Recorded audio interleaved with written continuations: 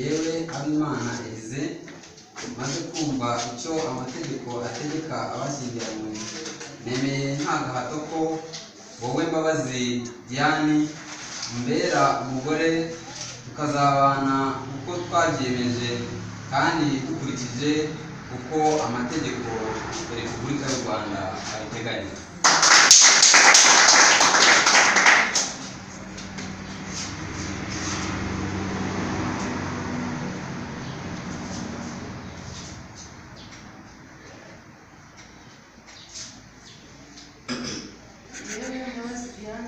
maze kumva icyo amategeko ategeka abashakanye, nemeye nta abashyingiranywe, nemeye nta gahato ko Abimana Elize umbera umugabo, tukazabana uko twabyemeje kandi dukurikije uko amategeko ya Repubulika y'u Rwanda abiteganya.